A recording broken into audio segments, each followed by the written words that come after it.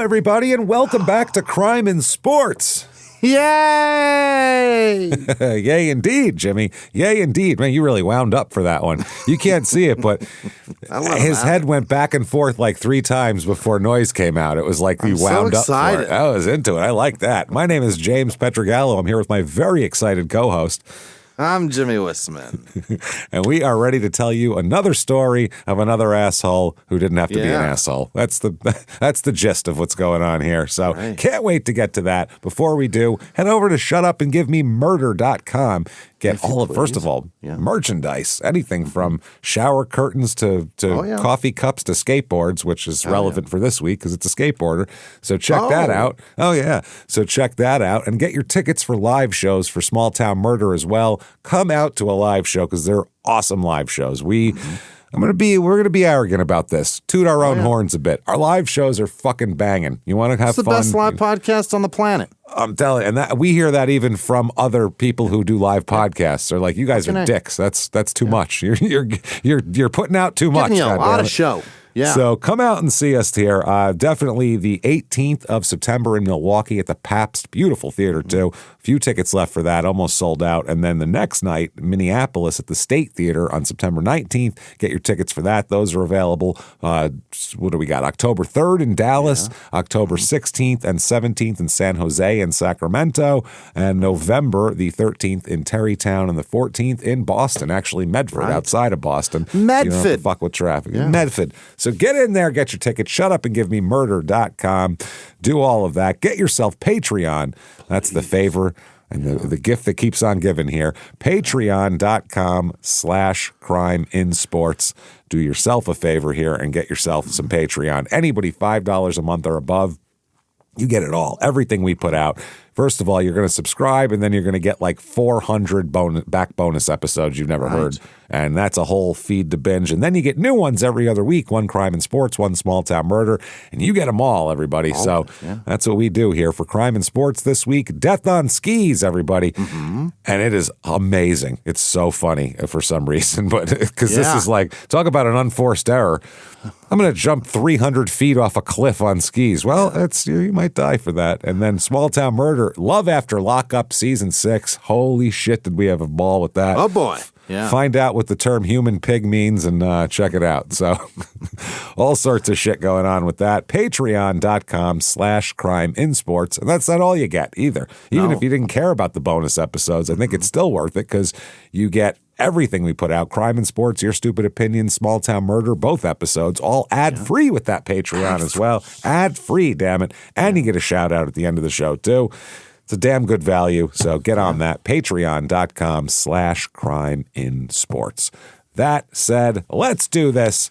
Here we go. Diving on in here. Skateboarder this week, which I love the skaters because I have a shitload of skateboards and skated since I was 12 and love it. Yeah. So good shit. This is Terry Kennedy is his name, not the old San Diego Padres catcher. Different guy. Terry Kennedy, also known as, quote, Compton Ass Terry, which is a Compton Ass? Compton Ass Terry. All right. Terry with his Compton Ass. Yeah, Compton Ass Terry, which is a great nickname.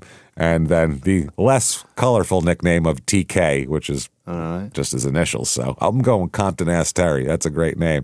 Compton Ass Terry, guess where he's from? Compton? Nope. No, not even. He's from Long Beach. He's from California. He's from Long Beach. Is Compton not in Long Beach? No, separate city. Completely. Long Beach is by the beach. Compton is not. Because he's from. Because Dre's from Compton and he's from Long Beach. Oh, got it. It's Compton and Long Beach together. Yeah, it's that whole thing. Oh, got it. Yeah. Now you know you're in trouble. Yeah, we're two separate places. We're coming together for this. Yeah, Long Beach. Snoop, by the way, went to, because my cousin who does research for this show, Ian, he grew up in, from like 8 on, he grew up in Long Beach. So he, in his yearbook is Snoop and Cameron Diaz in the same year. Hilarious. Snoop went to high school with Cameron Diaz and like blonde, fucking hairsprayed hair and shit. Either she's dangerous as fuck or he's just a little puppy. It's just a lot of people from different areas going there. Yeah. That's it. So But yeah, Terry Kennedy's also from Long Beach. So for Ian, who also was a skater for years and years and skated in Long Beach for teenage years, so this was probably fun for him because he got to find out about all sorts of skate spots and shit there that he used to go to.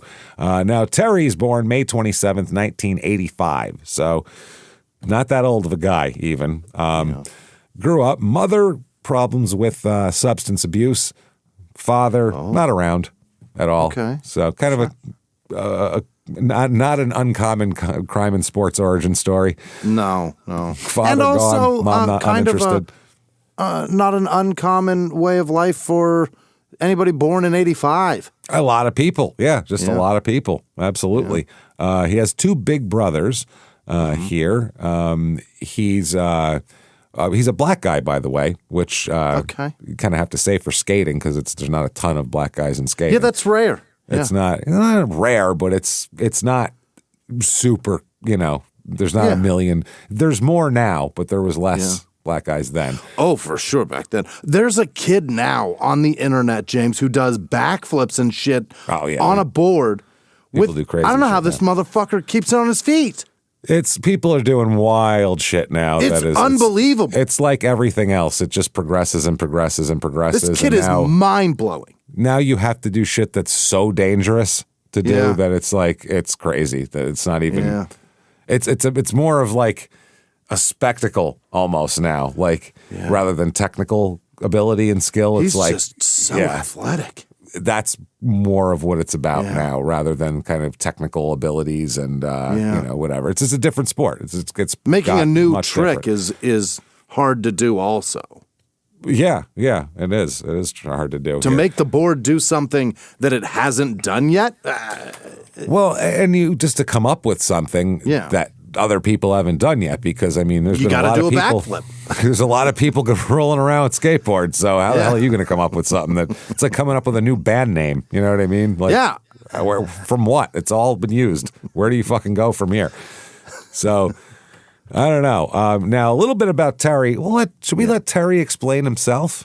Terry, tell me. I think we should let Terry explain himself here and do a little bit of an in their own words here. Mm-hmm. In their own words, quote, I played football and basketball, right? But I used to always see a kid I played on the basketball team with. I was in 8th grade at the time. After practice, I'd be like, damn, he had fly skate kicks on. And I didn't know what they were, so I'd always bug him about everything he was wearing. Eventually, he got tired of me bugging him about his shit and was like, dude, why don't you just skate? Or why don't you just go to the skate shop and buy this stuff? And I'm like, nah, man, I ain't trying to skate, man. Hell nah. Just trying to be too cool. So that's how he got introduced to skating, was through the fashion. Because he liked the etnies.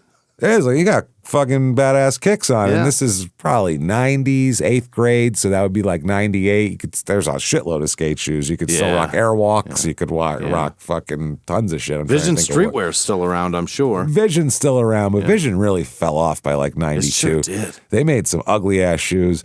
Airwalk kept up with it till about the early 2000s. Then all the DCs and all that shit took over. And they're doing it still, though, Airwalks. Yeah. But they're not really. Vans are still, those kids are still don't wear going. Airwalk. Vans are, But when I was a kid, Vans are were for old people. Yeah. You know what I mean? Like now they've come back. But when I was a kid skating, you didn't wear Vans skating. Kids would make fun of you. No. You'd get beat up for that in New York. Really? Fuck yeah. They'd be like, what are you wearing? They were certainly around in 99 again.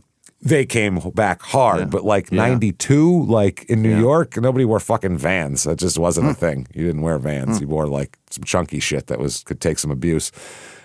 He said, eventually, I ended up going to this park called Cherry Park that was in downtown Long Beach and saw 2 other black kids I knew.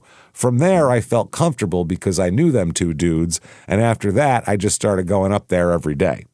Okay. So I think for a while he was like, do I skate? Do black guys from Long Beach skate? Yeah. You know what I mean? Is that, I like the shoes, but is that enough really to transfer to another culture here?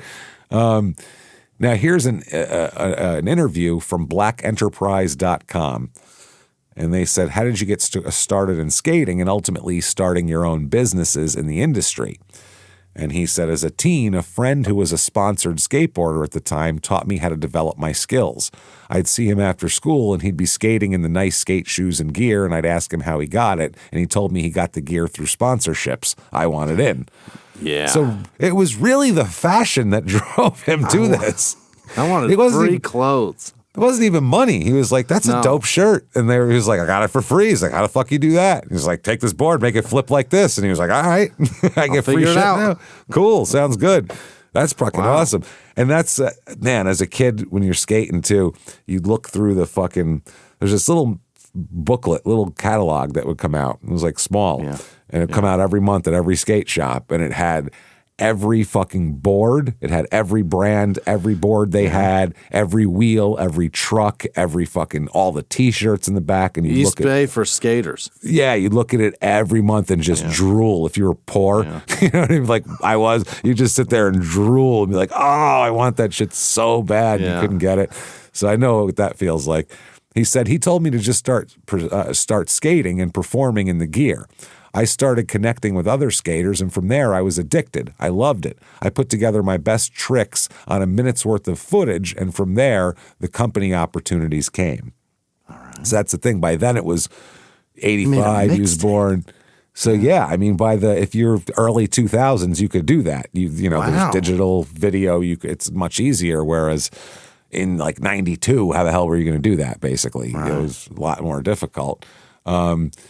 He said he would sometimes hide his skateboard or walk the other way to avoid the neighborhood gang members, because there's shitloads of those, and different gangs, by the way, too. Different ethnicities.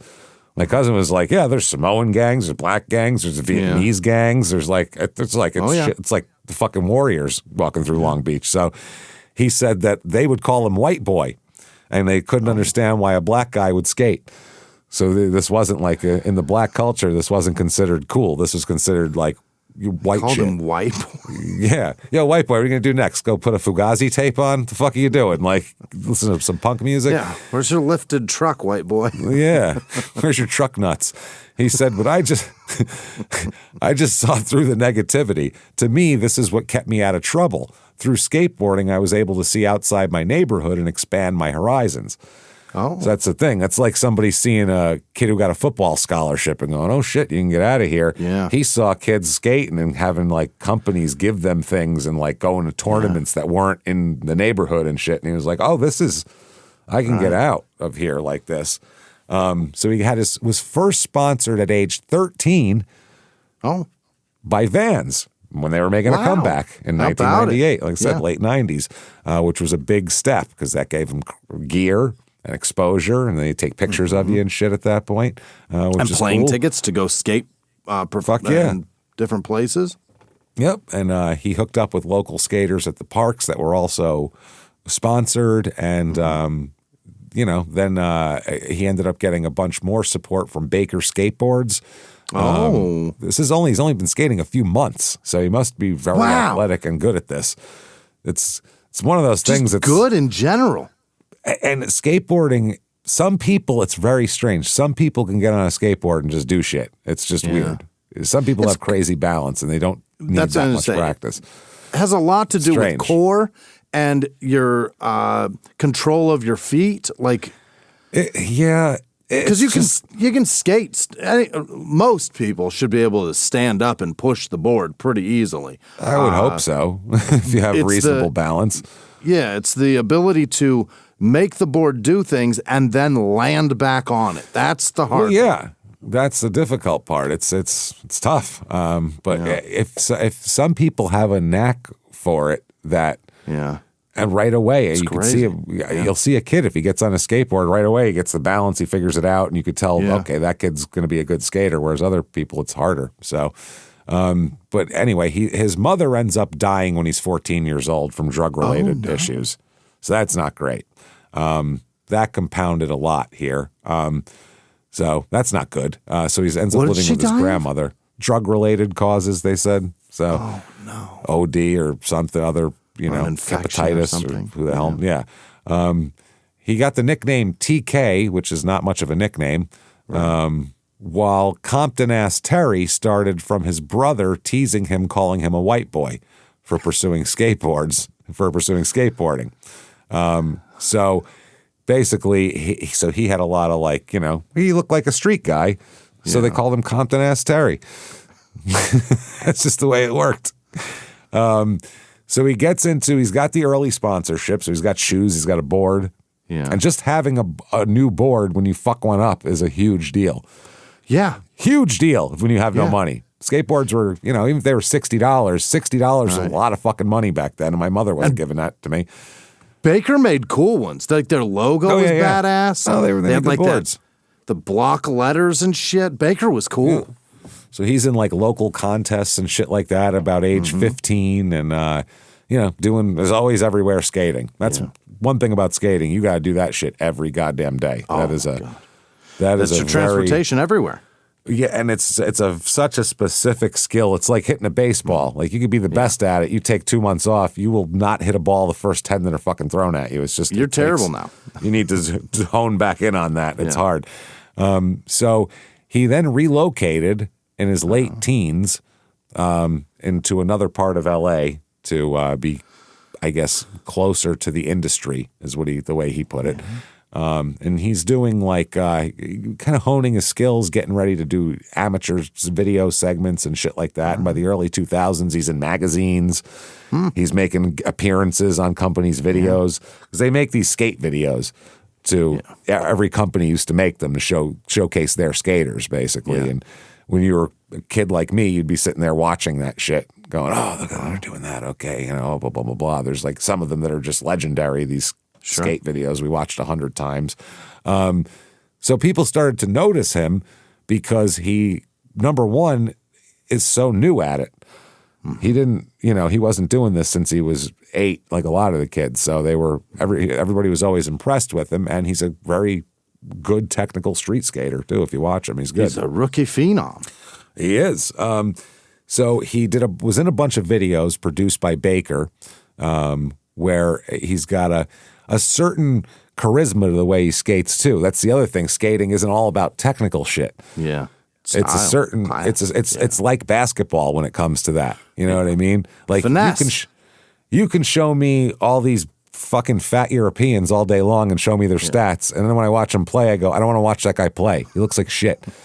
He plays like he plays like a fat guy at the YMCA. I don't want to, like an old fat man at the YMCA. Show me somebody who's got style and you want that. You want that whole package. That's why Jordan was so famous and so, he had a charisma out there. You noticed him on the floor. You know what I mean? He had an attitude in the way his body moved. That guy feels so homosexual to say. It's very gay. It's very gay. But there was a bunch of guys like that just had a certain swagger. As Sean Kemp out there in the 90s, a guy like that before he got fat, when he just had a swagger to him. Stacey Augman. Yeah, a certain way they moved in a certain way that just made them look. Allen Iverson looked everything he did looked fucking cool on a basketball court. Just looked cool if you're a kid. Even the old man from the Blazers, Clyde, he looked great. Oh, Clyde, he looked so smooth. It was fascinating too because he looked old as shit. He looked old. He was all bald and shit. That was his rookie year. He looked like that. He looked old as fuck. If he just shaved his head and didn't have a mustache from day one, he would have looked fine. But otherwise, 20 years younger. He was like 28 and he looked 47. He looked like an old man. Like, he must not have much time left. It's like, he's only been in the league 6 years. What are you talking about? And his name was Clyde Drexler. Like, what an old name. And he was his whole thing was just very smooth. Clyde the Glide. Just smooth. Yeah, that was him. So he had an appearance in Baker 2G in the year 2000 where he shared a segment of it skating, and people noticed him right away. So, he's got a real fearless approach to handrails and ledges and shit like that. That's another thing you have to have. You have to go, I'm going to jump up here, and I'm going to fall 10 times, probably drive my ball sack up into my chest cavity 8, 9 times before I come anywhere near landing this shit. And you have to be okay with that in skating. So, and then by the time I land it, I'll be worse for wear, but everybody will be so impressed. That's where skateboarding left me, was in I'm not going to destroy my ball bag for fucking 10 straight times before I get this right. For glory. Yeah, I'll do, Because there was no money. No, I'll try to kickflip into this, grind, and I'll do that shit. And I'm not doing anything crazy dangerous, jumping off of shit. That's not I'm just not into that That is shit. the funniest part about the whole sport, because if you're just doing this on the street corner, it's not like on your you have a phone app that's like a gamble game, and you can make money that way. There's nothing lose your house that gonna way. pay you. No, not at all. Not at all. You have to fucking love this. That's the thing. It's got such an internal battle of me versus this fucking goddamn gravity and skateboard, who are working in concert against me, by the way. Yeah. The skateboard's not on your side. It's on gravity's side. You're on your own, basically. It sucks. The other part is, if I break this board while doing that, now I walk home. Yes. When I was a kid, if I break this board, now I don't have a board for a long time. I'm fucked. And I walk home. I remember my friend's board got ran over by a car, and we just stood there. It ran it right in the middle, and poof, just snapped it. Yeah. We just stared at it for like 3 minutes, because it was just like, oh, you're crazy. fucked, bro. You're not getting shit. We're both poor. It's like, we're not. That's over. That's over with. You're not getting that no way back. to Go get your trucks off it. I remember just handing him the skate key, like, go get your trucks, I guess. I don't know, man. That's fucked. So, yeah, this gives him a big, people start to notice him right away. And if you're like the only black guy on the video too, you stand out, which also helps. You know what I mean? And your style's different too than the other guys. Right. So he's in 3 videos here, 2001 and 2002. Go for Broke, and then another one called Baker Summer Tour 2001, which came out in 2002. Yeah, just to make it confusing. It's an expose about yesteryear. Yeah. But he was still really an amateur at that point. He's finally a pro. He signs with Element skateboards in the early 2000s. I've never had an Element, so I don't know if they're any good or not. I mean, I've heard they're fine. Yeah, I've heard they're fine, but I've never skated them myself to know kind of how they are. So, yeah, he does that. He releases signature board models and does promo videos for them here. April 15th, 2003, there's an interview with him from Up in the Cut is the name of the publication. The Quick Rise of Terry Kennedy. And, so he says, where'd you grow up? And he said, well, I was born at St. Mary's Hospital on Atlantic and 10th Street, which my cousin Ian says is a few blocks down the road from Long Beach Poly, which is the high school that he and Snoop and Cameron Diaz went to. Yeah. And I assume where this guy went to. They said, you've never lived anywhere else except Long Beach? And he said, I've never lived anywhere else. Straight LB, always. In the same house? He said, nah, I moved around. He said, you live with your grandma? And he said, still live with Grams, holding it down 24/7. Grandma doesn't go out and run the streets. That's good to know. No. And he said, 2 big brothers, and did they skate? And he said, never. They said, you're the only one in the family who skates? And he says, only one making that cheese. Oh, boy. Everybody else can do what they want. I'm skating. They said, how'd you get into skating? He said, called up my boys, Evan Hernandez and Knox Godoy, and my friend Marcus. Used to go up to Cherry and play basketball at a little basketball court. They used to roll out onto the stage over there. Dudes would be over there skating off the stage while I was at a little basketball practice trying to do my thing, Baby Iverson. That's what they called me back in the day because I had the braids, but never mind that. Jesus, he is all over the place.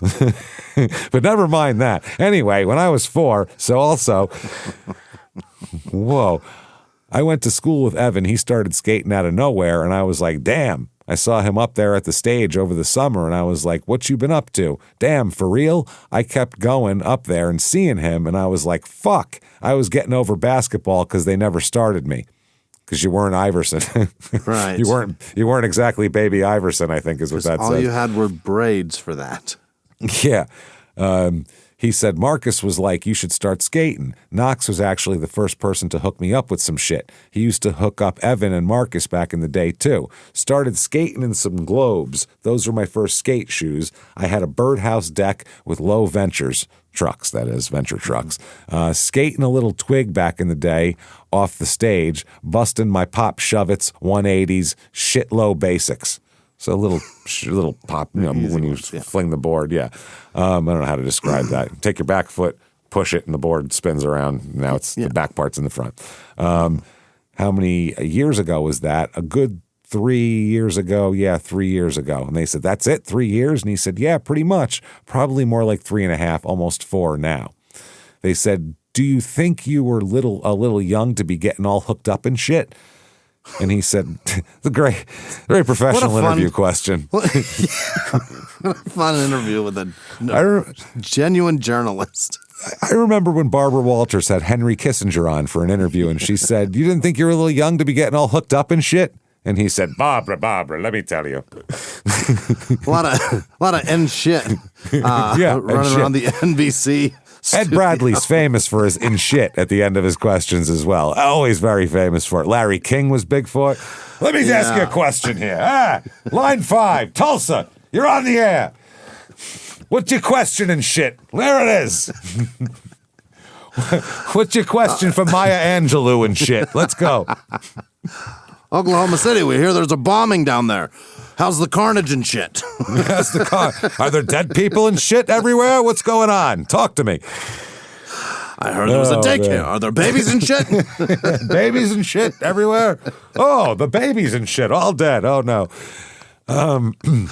They said, do you think you're too young? And he said, nah, I think I got it too fast, but I don't know about being too young. Where I'm from, you got to grow up fast. You know what I'm saying? Mom ain't always there for you. You got to get out there and hustle and do what you got to do to get something to eat. He said, yeah, I can admit on that one, I did get it way too fast. I don't know. Some people just have that type of talent for it. The type of eye, like this kid's got the potential to be something. You know what I'm saying? I guess somebody's seen that in me and hooked me up. The Baker dudes. And they said, do you think that messed up your perception of skating? He said, yeah, but outside the skate world, no. Inside the skate world, people look at you like, yeah, he's a good skater, but he didn't have the prettiest sponsor me tape. Okay, that makes sense. They said, you just appeared out of nowhere. And he said, nobody can knock me because the rules are the other way around. Tables is turned. Anybody would take it. You know what I'm saying? It's like, hey, how you doing? Okay. So you friends with them? Yeah, cool. Seen you skate, did a couple tricks, liked your attitude. And then the next month, people be on some shit like, nah, you didn't deserve it. So it's exactly like stand-up comedy is what you're saying. Yeah. I mean, he just described stand-up comedy. A couple of pops. And shit. Yeah. I saw you got an applause break. Yes, right. You did all right. I saw you doing your thing, and I figured, fuck it. You're friends with that guy. You're on the road. Yeah. You went on the road with that guy once. So you must be a good comic. Sure, I got you. All of a sudden, you're an opener at the club. And then this other dude, he's been trying for years, and he ain't getting shit. That's what he's just said. So how'd you first get it hooked up with sponsors? And he said, Andrew Reynolds used to come down to the park and pick those dudes up, Evan and Knox. One day, Andrew and Beagle, that's who used to film us back in the day, came down, and Evan and Knox were like, can Terry come? That's when I filmed that shit in the first Baker video. All that shit I filmed was from that one day. Actually, it was 2 days, a Saturday and a Sunday. First, I went to L.A. to crook the Beverly Rail on the day Evan frontside flipped it. Then we went to the stairs underneath the hallway, and I did the half cab and steezed out, you know? You know, Jimmy? It's a trick. It's all a part of it. Steezed out? Yeah, it's part of skating. It's a trick he's doing, or not a trick, but yeah. And then it was like, damn, this kid's cool. I started hanging around for a minute. Right as I started hanging with them, they alerted Baker. It was like, we'll carry these three AMs, and we got the pros kicked out. Okay, they're the amateurs. That was the goal, because before they put on Evan and Knox, they didn't want to blow it up that tough. The whole goal was to take some kids out of nowhere, then blow them up like they did. You know what I'm saying? And it fucking worked out. They said, so you guys were the little crew, and then you went your own way? How did that come about?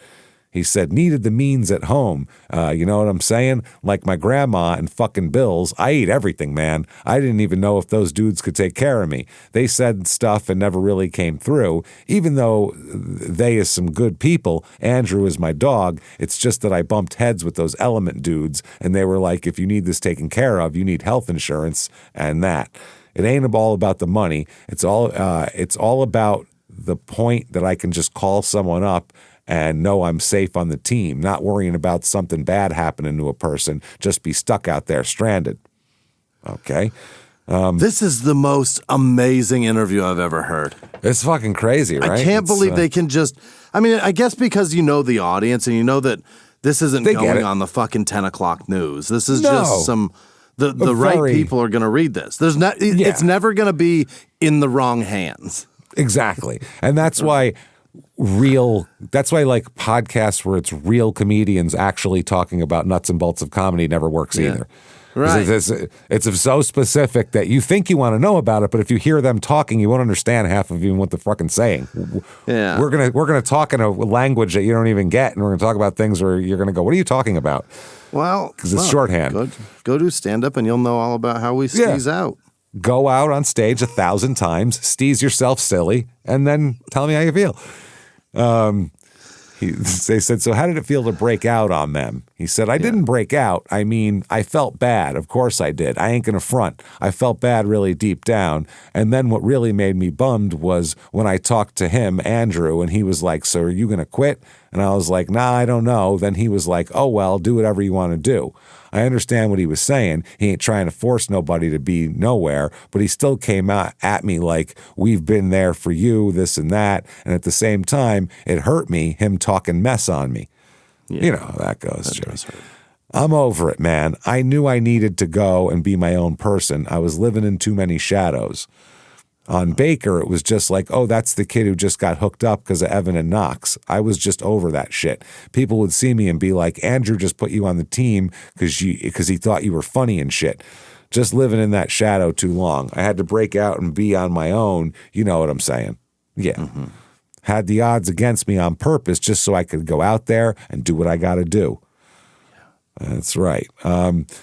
So what kind of car you got? A Jeep Cherokee on Dub Deuces. On 22s. What up?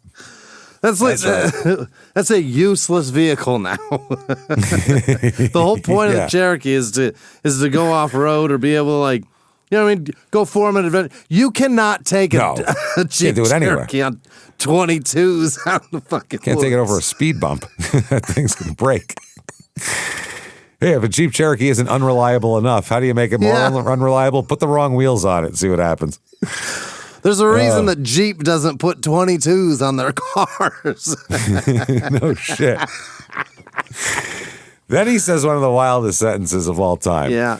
You know, that same-o sitting on a Barry Sanders. It's all good, though, you know? I'm 20, Barry Sanders on 20s. Barry Sanders is number 20. That's all I can, it's got to be. That's it. It has to be. But they're 22s. That's not Barry. I understand that. Maybe he should have went with Clyde Drexler, who was 22. Maybe that would have worked. Was he 22 or 32? Was he 22? I think he was 22. Yeah, definitely wasn't 32. 34? Wow. They said, so you're thinking about breaking out of the hood? And he goes, thinking about breaking out, man. Have to pull a sleuth. Okay. A what? What's the a sleuth. I don't know why. I have to scope it out, I guess. He's got to see how it's investigate. He's got to investigate that shit. They said, what's the family think of that? They with it, man. Right now in my hood, masters and blacks are just warm, like going to school and shooting them up, that kind of warm. I don't know, man. Shit's just too tough. All I can say is that I'm served by my hood time. I'm over it. Okay. I am lost. Yeah, they said you've gotten a lot of money thrown at you, obviously. Do you think that's messed up the reason why you skate? He said, nah, I ain't even going to front because before that, a year ago, I didn't even know AMs got paid, amateurs. We didn't get paid, so I didn't really know. I just got hip to the scene with it. And I know that just because people offer you money doesn't mean you can just jump, especially not for stuff like that because you'll burn your bridges with a lot of people. So you do it just because you want to do it or because you really need it or because you never had half the shit these motherfuckers had. Uh-huh. Everybody didn't grow up with a silver spoon in their mouth. You just really have to get on that grind and do that type of thing. It's all good. Yeah. He said, let's say skateboarding, they said, the interviewer, let's say skateboarding just died. Are you planning for the future with those big checks when those big checks aren't coming in? And he said, if it seriously crashed right now, I'd be at the lowest peak in my life, which is lowest peak. Everybody in my family dropped shit because of me right now. Just put everything on hold. So if we get up and move and a year later it crashes, I'd be fucked. No joke. I couldn't work at McDonald's, man. I'm sorry. I just have to carry that weight. Sell a Thug Deuces or something. Get that type of bird. Flipped it, laughing. Okay. They said, so what do you think you'd be doing if you weren't skating? Probably selling them birds. What? Okay, they said, it's just the way it is, huh? And he said, seriously, man, all my brothers and everybody do it. It's just like, fuck. They said, that's just what's around, right? And he said, exactly. But that'd be sad too, because I'll fuck my past up. If I move out now and shit crashes, I'll have to move back into the hood. So I'll really have to put work in just to keep that name out there, because Smithers will be on my head, though. On my head tough, sorry. People in my area are already on me tough. They don't like me. A lot of them are jealous of me. They think I sell drugs because they don't know I skate. Like half my hood don't know I skate. I'll just push around and they'll be like, what the fuck? They swear I'm pushing that weight, but I'm not. Shit's funny. Everybody thinks he's selling drugs because he's got a pot to piss in. Yeah. Wow. He said, how are you handling people knowing who you are? And he said, oh, I love it. I'm not going to front. Through this whole interview, I don't think he's going to front.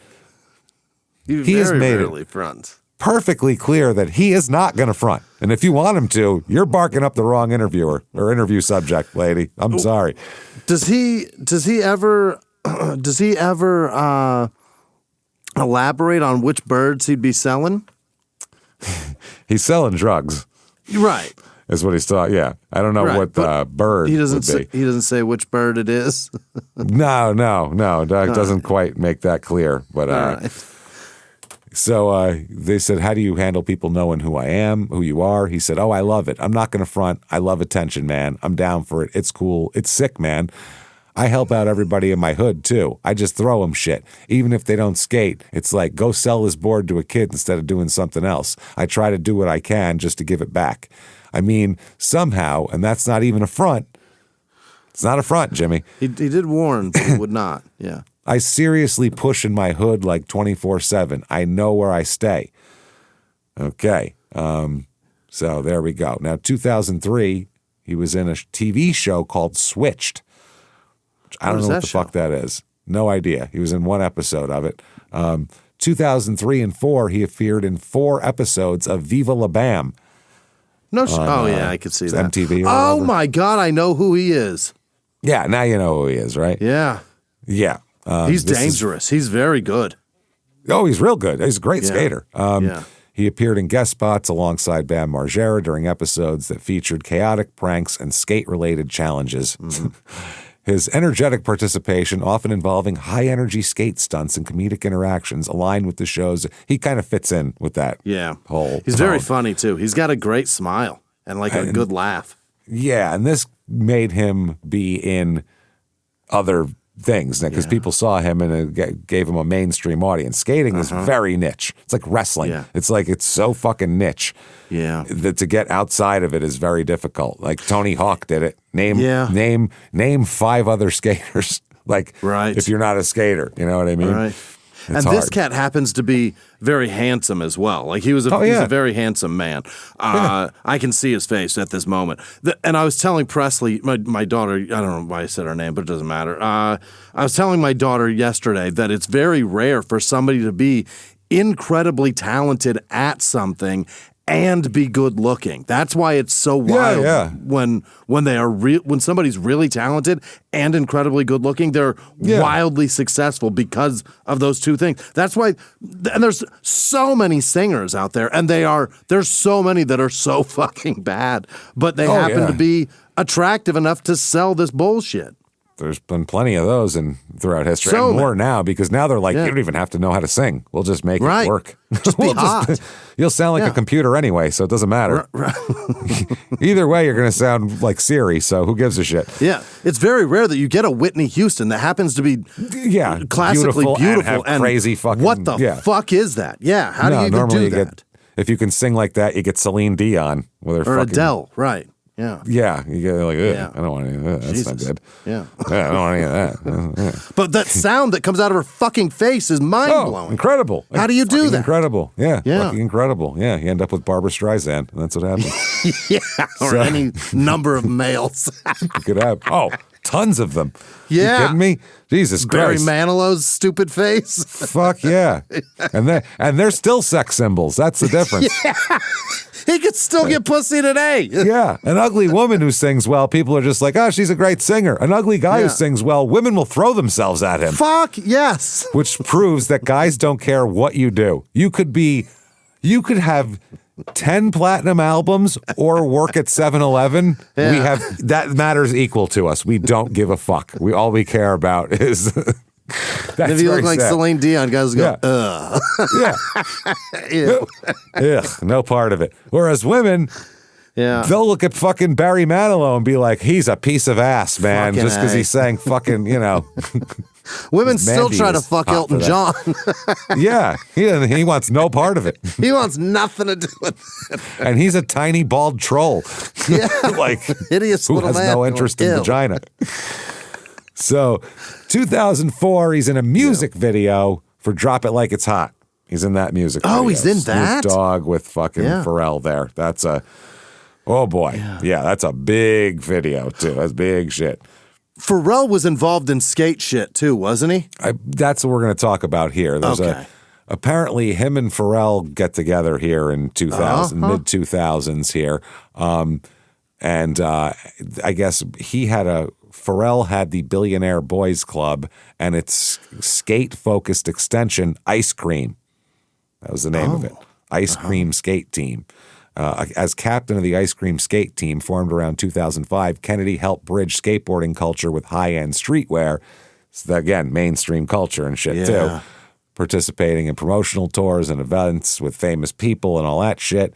The partnership extended to joint apparel and footwear drops where Kennedy modeled and endorsed Ice Cream's premium clothing lines and Reebok's co-branded sneakers, such as the Board Flip series, released starting in 2005 and then retroed since. That's an interesting name for a skate team when ice cream is such a slang term for cocaine. Maybe that's part of it. Yeah. So 2005, he goes back to Baker Skateboards. Yeah. Where he's in the video Baker 3, Kennedy's, it's a big deal apparently. This is like a big, for skating, it's a big deal for him. People really are impressed with his shit here. They skate at LA River and Hollywood High, where Kennedy executed long frontside crooked grinds and fakey ollies to lip slides that emphasize technical precision and urban improvisation. Yeah. Hard shit. The video's cultural impact's a big deal, elevated Baker's status and Kennedy's status and everybody up and brought everybody up into everything here.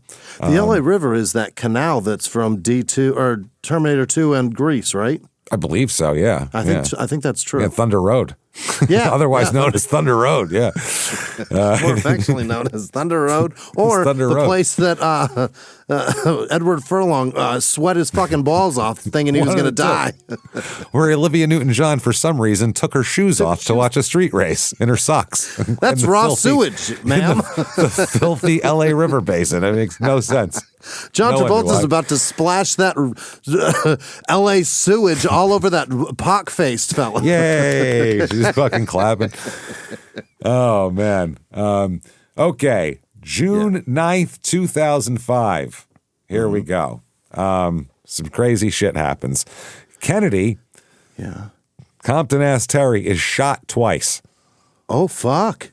Once in the forearm and once in the jaw after leaving a party in Long Beach. Yeah. Hit in the head. Hit in the head. He was only 19 at the time, I think. It was 2005. Yeah, he didn't turn 20 yet. He was about to get into his vehicle when a man standing several feet away opened fire. Wow. He said, oh, okay. Quote, this is a minefield. This is Terry's quote. I should give him an in their own words on this. Certainly aren't my words. And Don't say it. definitely going to skip. And as I say, definitely going to skip a couple words. Here we go. In their own words. If Quote, you shoot a black guy from Long Beach, you're about to have some shit you can't say. definitely some stuff you can't say. In their own words, quote, I seen it when it happened, the whole thing. I seen a N-word shooting, and I swear it was like the Matrix. I seen the bullets flying through the air, then hit me in the jaw. What got me mad was the N-word was shooting from far away. I'm like, this N-word is not no police officer. Don't nobody have that much aim to hit me dead in the jaw. He's mad that this guy's good at shooting. He's like, how dare you shoot me from a distance? And he had that thought? How dare you? Well, he's shot in the jaw. That's what he's thinking about? Excuse me, Mr. N-word. I have a question for you. I want to level an accusation at you as well. You're not a cop. You are not a police officer, N-word. What the fuck, man? He said that he drove himself to the hospital, same one he was born at.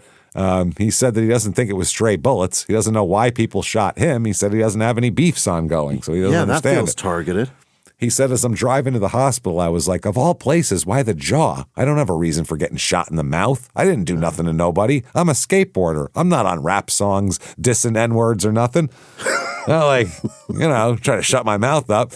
He said, why would someone have something against me? If you have something against me, you're just jealous. I'm doing a sport that don't nobody mainly do that's black. You obviously got to be hating.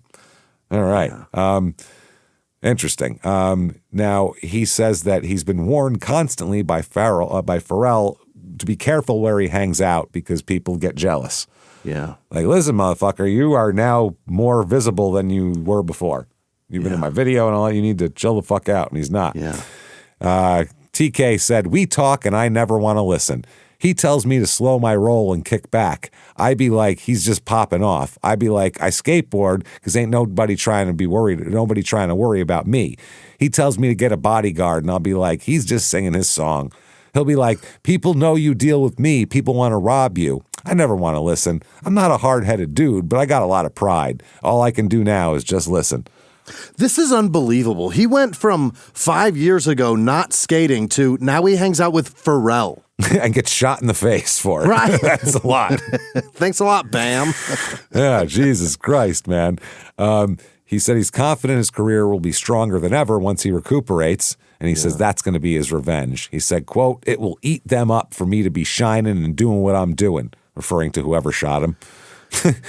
He said, what eats them up is I got a Chrysler and an Avalanche on 26s. 26s? 26s? That's just silly looking. You ever been jealous of somebody with their Chrysler?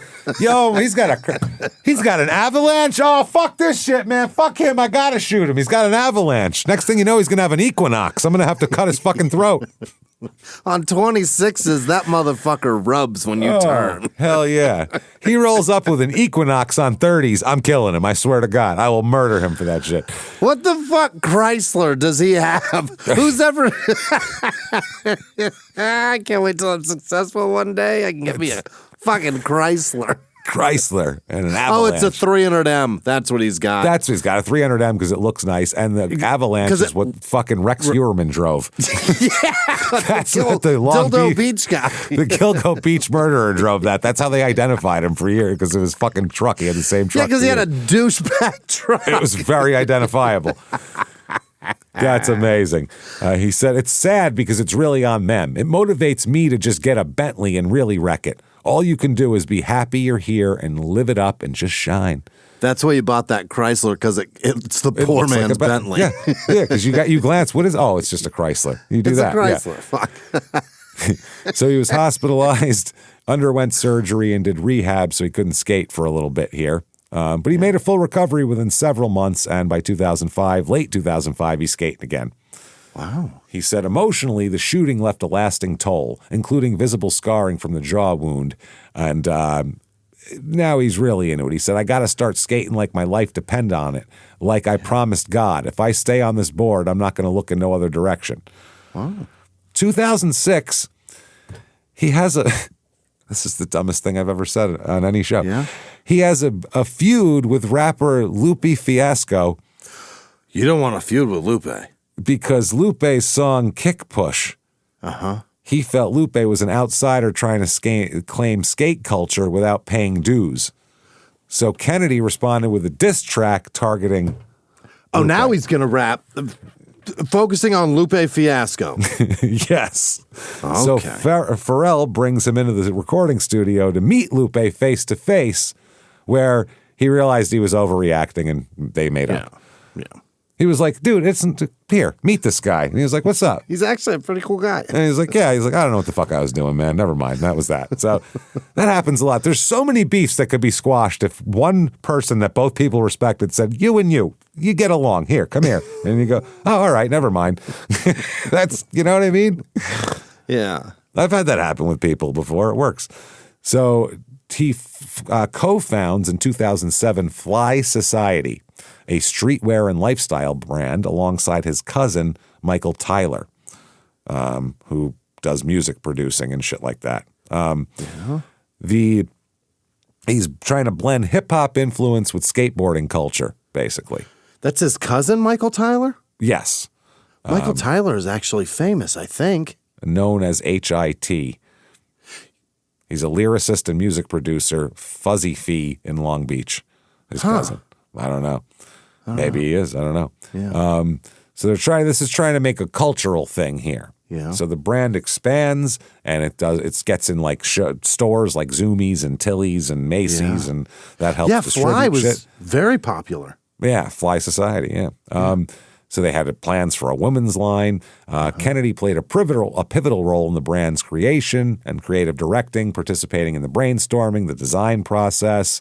And he said the clothes aren't flying until you put them on. That's what they. So you make the clothes flying, apparently. So this worked for him. 2007 Team Ice Cream Volume 1 skate video. He's in that. 2007, Bam Margera presents Viva La Bands Volume 2. And also he's in Bam's Unholy Union, which is on TV. It's a miniseries. Right. I think he's getting married or something because he's like knelt down in front of a woman with a garter thing on, like he's about to do something. 2007, he does acting, sort of. He's in a video game as a voice actor. Game called Skate, period. Oh, okay. Skate, period is the name of the game, period. Yeah. It's an order. 2007, he's in a video featured here called Beef 4, a documentary. Beef 4? Beef number 4. Okay. Yeah. Okay. It says beef has expanded from its hip-hop roots into the entire culture. Skateboarders, ball players, actors, and comedians are all getting in their own beefs.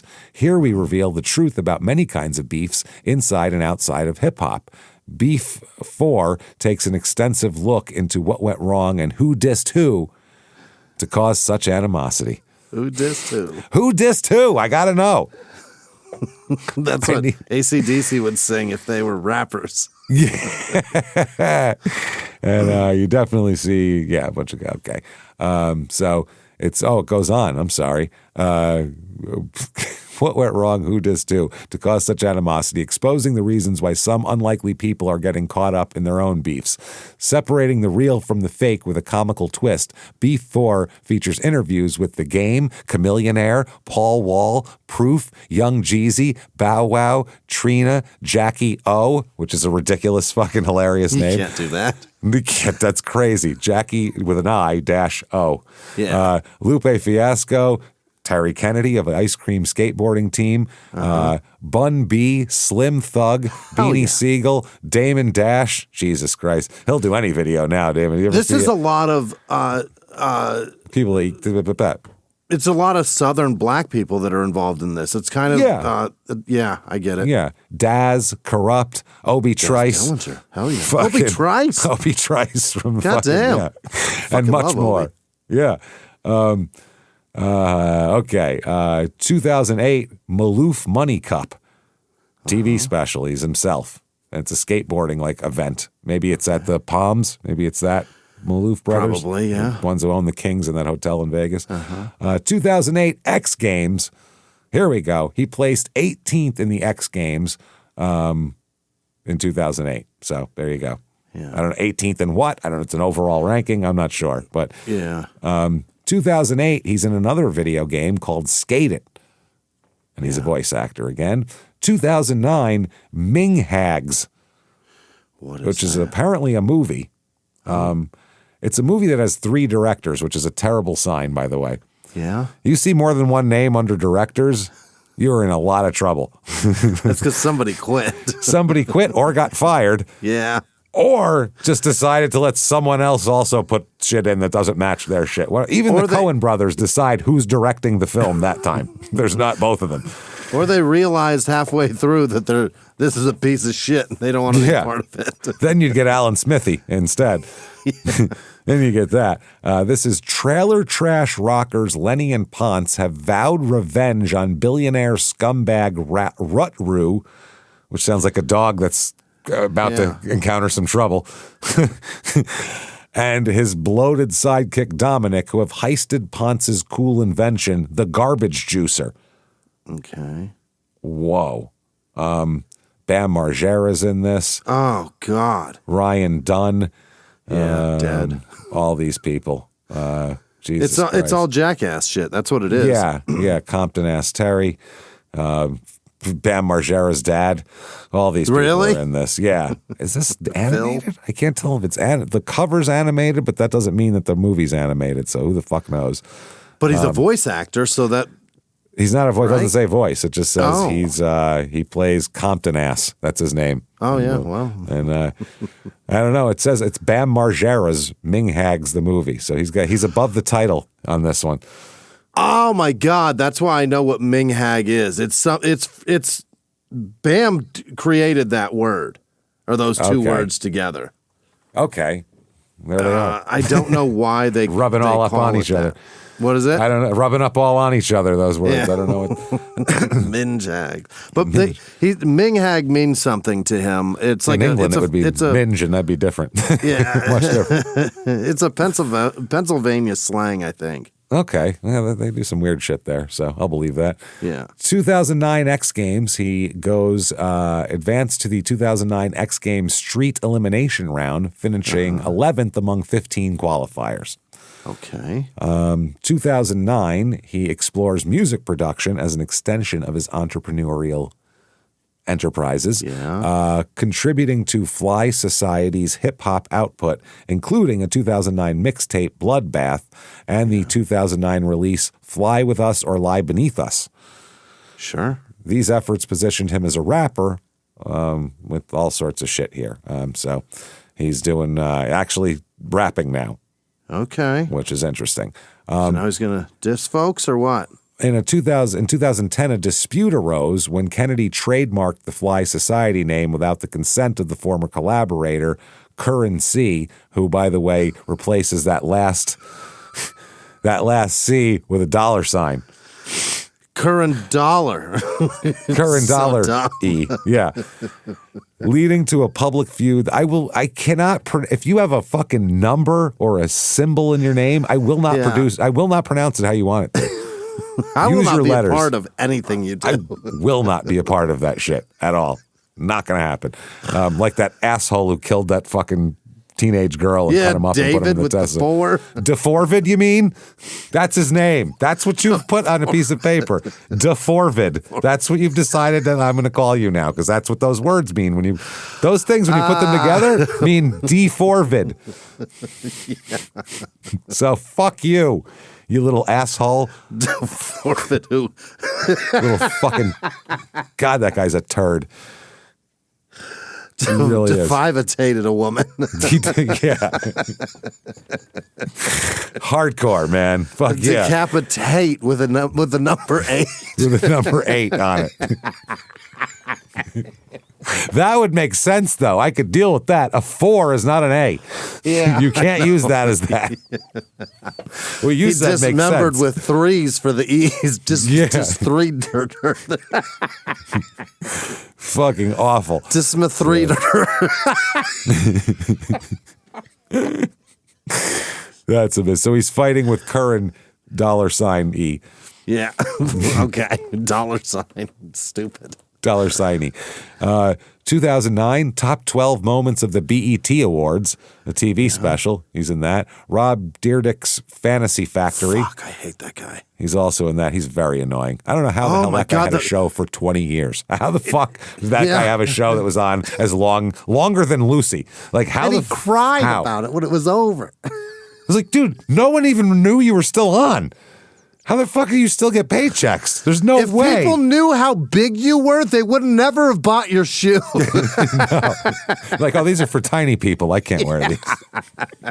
They're for size 4, for Christ's sake. If people knew what that little fuck looked like, there's no possible way they would have bought his goddamn shoes. Big was the reason he was successful. That guy was awesome. Yeah. Well, it was the contrast between the two of them that was funny. It's hilarious. That was the whole point. Yeah. But that guy... did you know he was still on the air when they said he was going when off they the canceled? I didn't know. But I figured they had canceled him 10, 12 years ago, for Christ's sake. Every sports bar in this country, though, that you go into had that bullshit playing in the back corner. The name of the show drove me insane in the first place because it's A, long as fuck, and B, dumb. That's the dumbest fuck. Who the fuck produced that and was like, yeah, that's what we'll call it? I'm not even going to say it because it's annoying and it makes stupid. me feel like a piece of shit to say it. I hate that show and I hate him. Oh, man, that's fucking funny. I love it. Okay, 2009 documentary, Concrete Jungle. And Tony Hawk's in it, Travis Barker, Terry Kennedy. That's the top 3 stars, it says here. Travis Barker, does he skate? I guess he does skate. Yeah, I think he did skate back then, or at least, either way, that's somehow... That's the image of a trashy skater. Right? That's what I mean. Like, Blink-182 was very much enmeshed in that late 90s skate culture. That was what they were. Yeah, them and Pennywise were in every skate video game as the fucking soundtrack to it. And they toured together for a while, too. Pennywise and really, that'd be a fun show. In the mid-90s, yeah. Blink-182 talked about how they would torment them, basically. Pennywise, they're crazy. Fletcher's in a lunatic. Fletcher's Why would a maniac. you torture those people? Because that's what he does. He Fletcher fucks with people, and there's nothing you could do about it because I don't know if you've ever seen, unless you're real into this. Pennywise tortured them. Fletcher from Pennywise is a fucking mountain of a person. You can't say anything to him. He's like 6'6", 300 pounds, massive, insanely huge human being, and he's and crazy. Great music, they made some great shit back in the day, but that's they almost he had on Loveline. He had the SWAT team called on him. Fuck. He put his back against the studio door and told the cops he had a grenade. This is on the air. This is all, you can listen to the episode. It's fucking crazy. Work, he gets shit-faced drunk and starts telling them they're not leaving. I salute you. He's like, you guys aren't leaving. He goes, I'm going to stay right here. And like Dr. Drew's trying to talk to him, and fucking this was like, I remember this from 25 years ago, but Adam was like fucking, he goes, well, you're right, I'm not leaving until 12:01, and then I'm leaving. And he's like, I don't know, we're going to figure it out because I ain't staying here at work longer than I have to. He was like, still thought of it as a work problem, and it's like, this guy's crazy and is going to kill you. He's a fucking lunatic. So in the 1970s, on opposite sides of the city, opposite sides of the country, 2 separate yet equally dynamic new art forms were emerging. Both possessed a rebellious spirit and quickly evolved into movements that had become a global phenomenon and the creative voice of a generation. Hip hop and skateboarding were born. Yeah. They both came, West Coast skateboarding, East Coast hip hop as they were rising together. That makes sense. He's in a movie, I think, called Street Dreams. Okay. Where he plays a guy named Reese in 2009. Mm-hmm. He's in a skate video. Baker Has a Death Wish summer tour there. All right. August 2007 here. This is via blackenterprise.com. Nice. Which that's your home screen. You usually keep it on, right? Yeah. I know usually you do. I get alerts on the phone. Well, you gotta have them alerts coming in. I can't push notifications. You're fucking right. I won't. Totally. So they said, celebrity side hustle. Skateboarder Terry Kennedy stakes his claim on the industry, and it's just talking about him, being an entrepreneur. Right. And And they said, what attracted you to apparel? And he said, your clothes and how you put your look together is part of the skate culture, which it really is. What attracted me to the apparel? Apparel attracted me to the sport. That's, the other way around. Which it really is. What shoes you wear, there was a whole thing, I remember as a kid skating, of what you, even your board, it must be like what rednecks are with truck brands. You know what I mean? He's a Ford man, he's a Chevy guy. It was like, when I was a kid, it's like, oh, you're an 8th Street guy. I'm a fucking, New Deal guy, or I'm a Powell guy, or whatever the fuck. Globe guy. Expanded into all the other ones. But it was, So he said, the people I looked up to in the skating industry taught me everything firsthand. I learned how sales take place, how to cut and sew items, how to screen print a shirt. Yeah. So, absolutely. They said, what did you learn about finances and business branding once you saw success? He said, pay your taxes first. The people I was blessed to be around taught me right away, pay my taxes, then buy property. Good job. Yeah. Pay your fucking taxes. I ended up buying a loft at the age of 18 or 19. Then you get a good accountant. Then start building companies, build a brand for yourself. And he said that that's how you make it all last. That's it. Smart moves. 2010, he's in Skate 3, a video game where he's himself, voice of himself. October 12th, 2010, he becomes a reality TV star by starring in the reality show Being Terry Kennedy. What? I did not know this existed. Where the fuck is this? Where was I during all this? Was that MTV? I don't even know. BET. Oh, okay. Right now it's streaming on BET Plus and Prime Video channel, so you can watch this on Amazon. I don't know where it originally aired. Wow. Oh, it's BET. It's BET. It's on the cover. BET Being Terry Kennedy. But it was not aimed at me. That makes sense. It's got a 4.9 out of 10 on IMDb, which is not great. That's terrible. That is not good. Meet Terry Kennedy, one of the most gifted and successful skateboarders in the world. The series will track Terry's rise from humble beginnings in the rough streets of Long Beach to the plush valley where he now resides with his family. Yeah. And they do it typical. First episode, meet the Kennedys. Oh, God. Yep, Terry hires his family to renovate District 8 into his flagship store for Fly Society, his new brand, blah, blah, blah, blah. He heads to New York and does this. It's all this shit. Yeah. Terry, his family members all vie to gain Terry's favor in hopes of getting to go to the ESPYs. They said Terry's invited to the ESPYs and is given one extra ticket to bring a guest. And then his whole family has to perform for that ticket. some crazy, why I deserve to go more sitcom bullshit. Oh, boy. Road to Alabama is episode 5. Terry learns his father is alive. Oh. And living in Alabama. Terry has to decide whether or not he'd like to face his old man. Next episode, Good and Bad in Bama. After meeting his extended paternal family, including 2 of his siblings, he feels comfortable coming face to face with his father. Oh, boy. All right. Rob Dyrdek is in episode 7, asking Terry to join Street League, a premier pro skateboarding league. Get out the wood. After getting advice from Snoop, Terry decides the group has to take matters into their own hands and produce their own music video. Finally, last episode, with his first Street League competition coming up, Terry practices hard and decides to ask his father to meet him in Arizona so Terry Sr. can see him skate for the very first time. Oh, he's going to skate in Arizona. There you go. So that's what happened here. October 2010, this is about his TV show. There's a big article about his TV show, and it basically just kind of covers a lot of the shit. People called him a white boy, and yeah, he said people around about skateboarding, he said his grandmother and his brother, quote, they thought it was a hobby. No one else did it in my neighborhood, but it's funny that's the same people who told me to do something else that I'm now taking care of. Okay. Yeah. They also talked to Paul Rodriguez, who's actually Paul Rodriguez Jr. Oh, is it his son? You know. That's comedian Paul Rodriguez's son. Do you know that?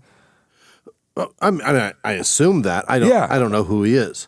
Oh, Paul Rodriguez Jr. is a really big skater. Oh, really? He was a huge skater. He was big with Nike for a long time, sponsored there. I mean, he probably grew up in fucking East LA. That makes sense. Shit, he didn't East LA. Maybe, but no, because he was young. No, Paul was already famous by the time he was a kid. Okay. Yeah, and Paul lived next to, I believe, Don Henley. I think he told me. What? I opened for Paul Rodriguez in 2013 or something. Did Paul make fucking Eagles money? Paul made a shitload of money. Really? Paul, look up his IMDb. You'll go, I forgot he was in all those fucking movies. He starred in a shitload of movies. Back then, he was the Latino star, period. Yeah, so they made these movies, big deal. you know, Million to One and Born in East LA, but there's so many more. He had TV shows. Yeah. On the road, he would kill it. He would go do theaters and crush it. He was fucking... And you know... he had that niche locked, man. He was, I mean, he's fluffy before fluffy. He was like, he was so likable. But I hate that oh, wow, yeah, look at little Paul. How about that? Because when I opened for him, there was a commercial with his son on it on TV. Yeah. And he was like, he goes, it's my son's new commercial. Yeah, and I was like, that's your son? And he's like, I go, I know who the fuck that is. Yeah. I didn't put two and two together. And he goes, Kid's that's my won 4 son. gold medals, James. Yeah, he's a fucking badass, dude. He's badass. And Paul was very proud of him. But yeah, he lives next to, I want to say Don Henley or Glenn Fry or one of the Eagles he lives next door to. Eagles money, yeah. Yeah. Joe Walsh or some shit. Lives in the fucking hills, man. Yeah. Wow. Paul Rodriguez Jr. said he's so positive about Terry. He comes from an area where it's very easy to be negative and be angry about your life. Somehow he manages to rise above all of that. Mm-hmm. He said before the show was picked up by BET, Kennedy said some television networks didn't believe his show would make it, and he even had his doubts. He said, just never thought it would happen, but it ended up working, and BET took it on, and he's very happy. So 2010, he's on the Monique Show. Oh, yeah. Which was a TV show for a while there. Motherfucker, Paul Rodriguez made $150 million. Yeah, bro, he was... Holy shit. There was not a lot of comics doing the size of venues he was doing every goddamn day. I mean, in the Southwest and in Texas and shit, oh my God. He killed it, man. That's amazing. In 2012, 2013, whatever, he still had his crowd come to the show. I mean, they were there for Paul Rodriguez. It was wild. He's a real nice guy, too.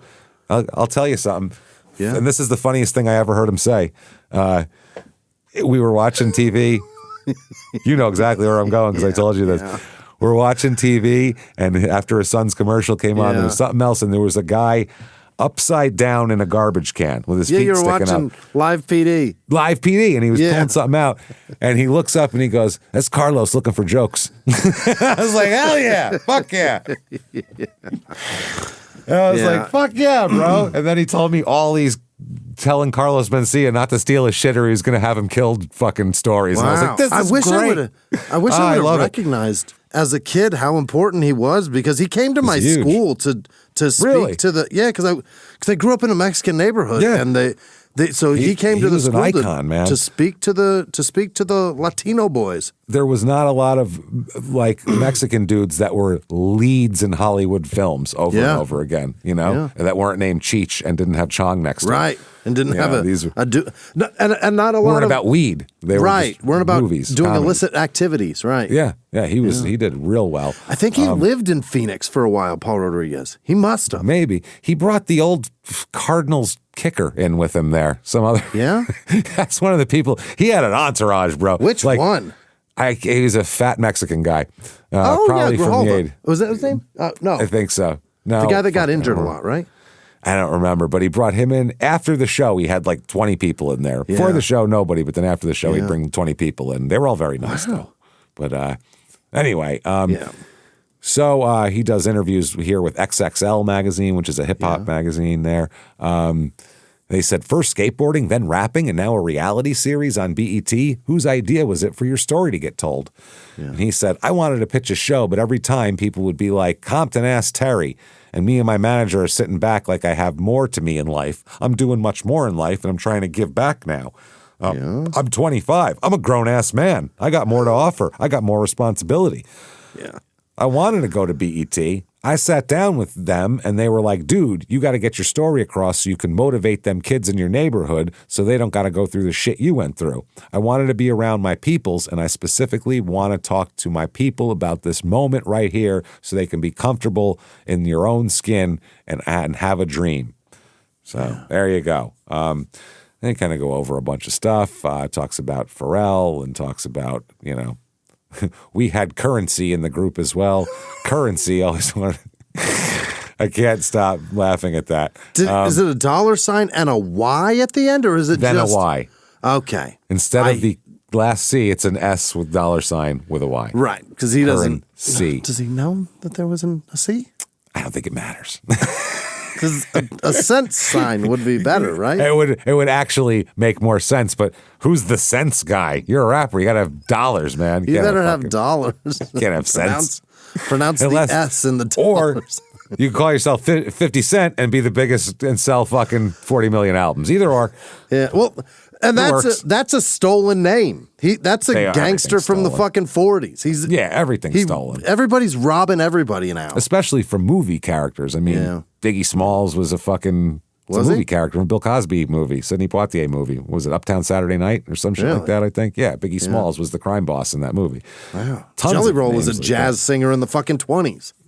There you go. It's unbelievable. Among other Nobody's got any things. fucking originality. No.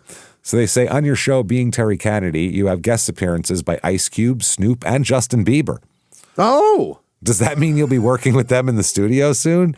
He goes, I ain't think about it yet. What's a funny thing? I kind of want to do it without so much help right now. Since I'm new to the game, I kind of want to prove myself. In an ideal world, let me prove myself. Let me allow you to become a fan of me and grow to like me. Snoop blessed me enough already.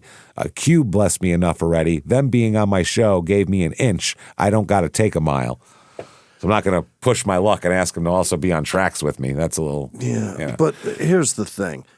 He is doing back then what everybody does today, which is use somebody else's stardom to push yours. And he's got the three arguably biggest on the planet at the moment. Some big people. That's unbelievable. That's in a good spot. 2014, he is in a Skate Tank, a TV special. 2014, he's also in, what is this? TV on the radio. I don't know what that is. Stupid.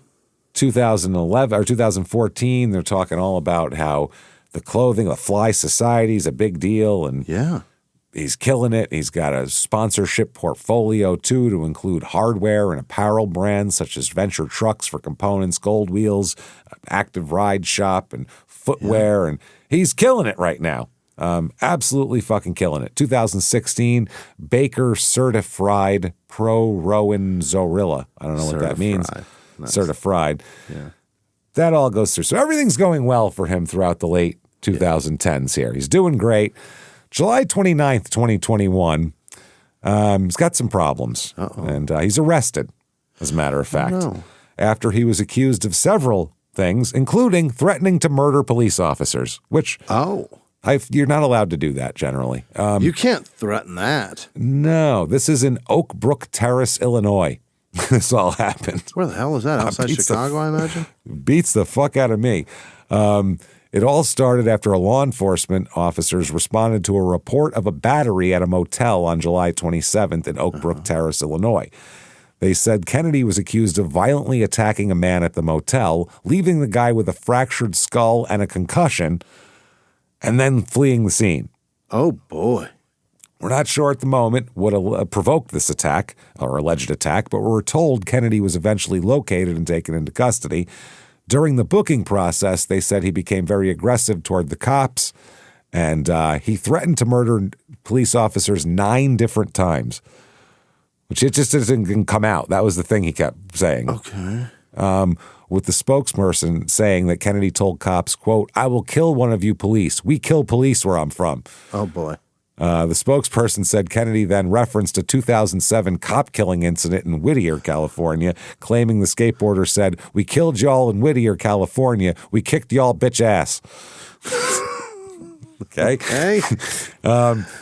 He was ultimately arrested and booked on multiple charges, including aggravated battery in a public place, threatening a public official, etc. He's out on bail. Or I guess the spokesperson said Kennedy had been out on bail due to a previous arrest earlier in this month. So he was also booked on a charge of violation of bail bond.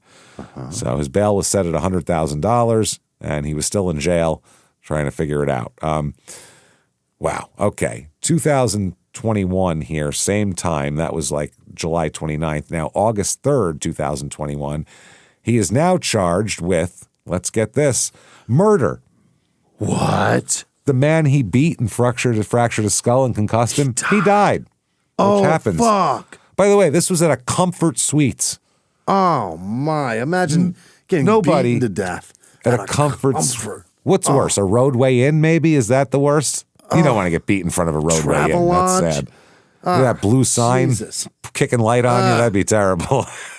Nobody wants that shit. So he shouldn't be anywhere near a Comfort Suite in Oakbrook Terrace if he's successful like this. He beat and kicked him, I guess. He's being held without bond on first-degree murder charges after the death of Josiah Casahan, 23-year-old. They allege that Kennedy punched this guy in the head just after 11 a.m. at the motel, which is in, I guess, a western Chicago suburb, causing him to fall to the ground and hit his head on the pavement. Wow. Which is bad enough. That happened to a guy I know in high school. He punched a guy and he fell and cracked his head open on the pavement, had to fucking have surgery. Had to have brain surgery. I have a friend that got punched in the face, back of his head, and he had a stroke. He's still fucked up today. Yeah, the kid who got punched, though, the kid who did the punching felt bad, and everybody to a person in school was like, that guy's a dick. Yeah. Like, when I already got punched, did that, I go, it had to happen someday. Fucking you, run your fucking mouth. He was one of these nerdy fucks who would be like, oh, yeah, well, run your mouth like that. And people would be like, oh, I want to fucking strangle this fucking kid. And he'd be like, I'll tell teachers. Kid? Finally, this kid snapped, this one dude. And it was like after at the bus stop or something. He just walloped him right in the fucking mouth. And, of course, he fell right down and cracked his head open. And everyone went, oh, well. Yeah, my buddy went out. He got hit in the face and he went out. And when he went down, he hit his head on the driveway, and then this kid jumped on top of him and was punching him in the face and bouncing his head off and he had a stroke like the next day. Well, that's the problem here is, the guy I knew that did that actually, was like, holy shit, when he cracked his skull open. He's like, holy fuck, call somebody. Like, he tried to help him after that, which is why he didn't get in any trouble. Plus, we were like 14, 15 or something. But children, yeah. And even the kid's parents had to know he was a smarmy cunt that deserved a punch in the face once in a while. He was good for that one day. So this one, that's what they did. After he hit his head on the pavement, Kennedy then started kicking him and stomping him. You can't do that. If somebody's out, that's such a bitch move. It's crazy. It's insane. That's a crazy thing to do. This guy died of his injuries at the hospital. Wow. An autopsy found he died of blunt force injuries to the head, and they ruled the death a homicide. Wow. So they ordered Kennedy held without bail while he hires an attorney. He is fucked. Very, very fucked. Compton Ass Terry's in a lot of fucking trouble, and he's sitting in jail, not knowing what to do, and he's like, this is much different. This is much different than my normal cushy surroundings. You know? This feels a little bit better than that comfort, though. Yeah, I don't get cool shoes in here. This is bad. Yeah. This is better than Comfort Suites. He is. He needs to change his life and change everything, damn it. Yeah. And there is only one person that can help him with this. Oh, boy. One person, and they're going to start with the outside. They're going to start with his surroundings. And it's Dexter Manley, interior designer from New York City. And he says,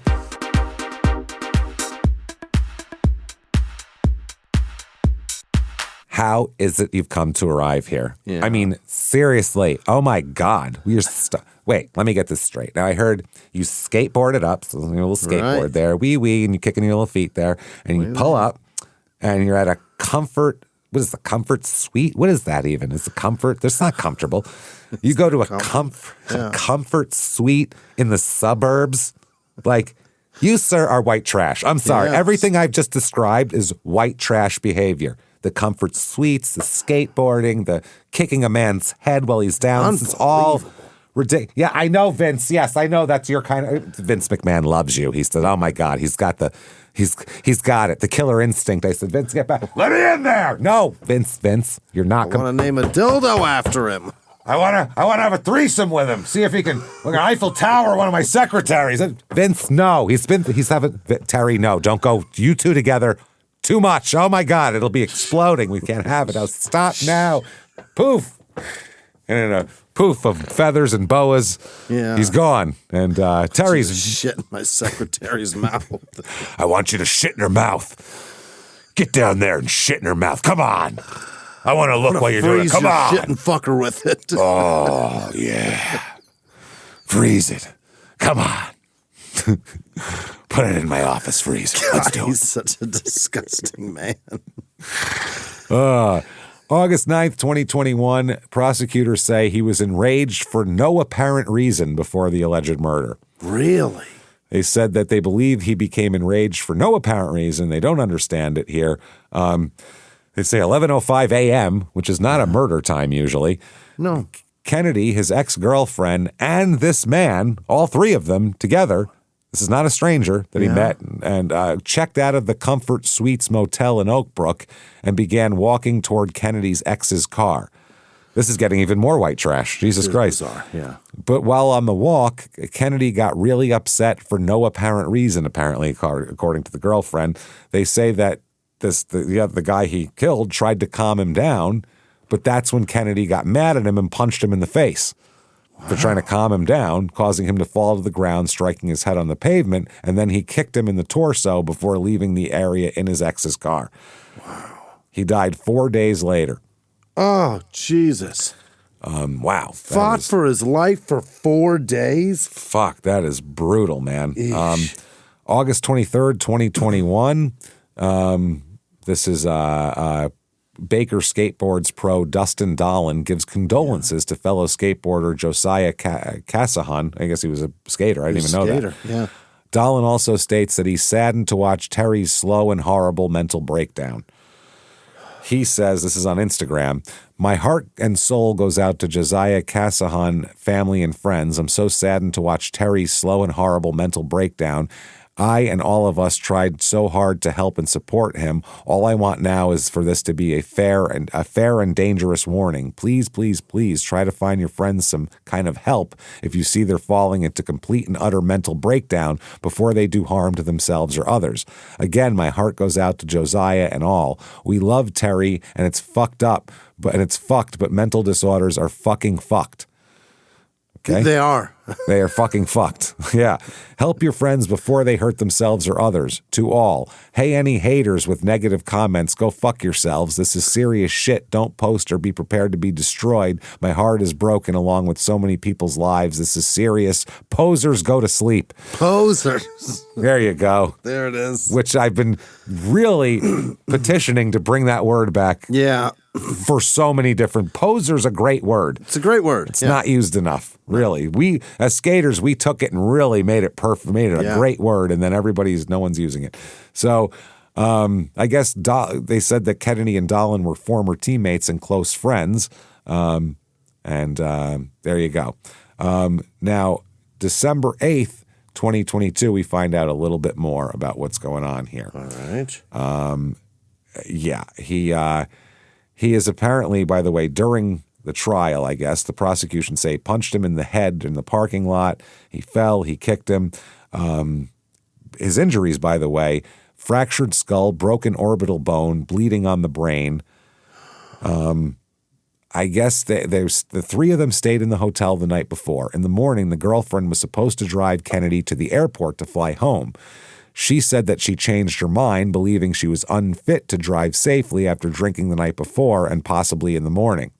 When she and Kennedy argued, that's when Josiah told Kennedy to calm down, and they got out of the car. Kennedy then punched him. The dumbest argument. This is so stupid. Yeah. Kennedy's lawyers argued that to be convicted of murder, prosecutors have to prove that Kennedy knew beforehand that by throwing a single punch created a strong possibility of causing death or great bodily harm. He is found not guilty of murder. Wow. He's acquitted of murder, but found guilty of 2 counts of aggravated battery. So that's all intent, which aggravated battery is light, but that's all intent-based is what that is. Aggravated battery, though. Yeah. I guess the kicking would be the aggravator. Yeah, and when he's unconscious and he knows it, like continuing to kick and punch him. Absolutely. So he ends up getting here, I guess they were drinking the night before, and which doesn't help at all.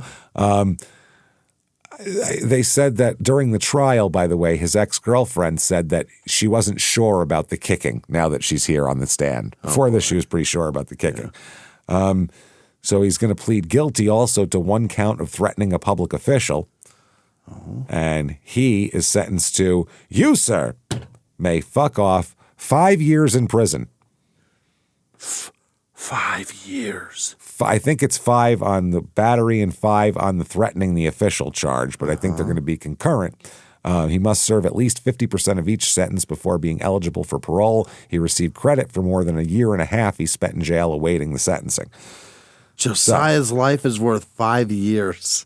5? No shit, not even. Yeah, 5 years. Wow. That's it. Same as saying we killed y'all in Whittier. That's the same crime.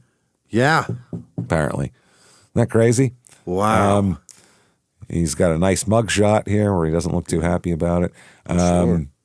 So, yeah, he received 2 charges, one pertaining to aggravated battery, resulting in great bodily harm with 5 years, and threatening a public official. So he had a projected release date of July 8th, 2026, but that would be, he could be paroled sooner than that.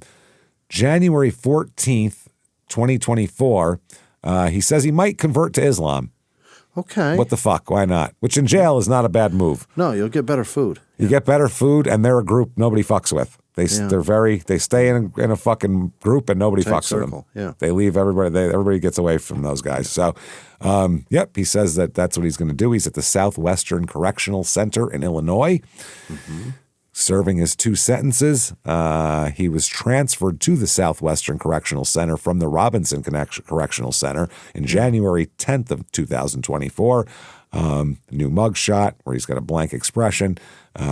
He's got the Muslim hat there. Cap. Yeah. Kufi. Kefi.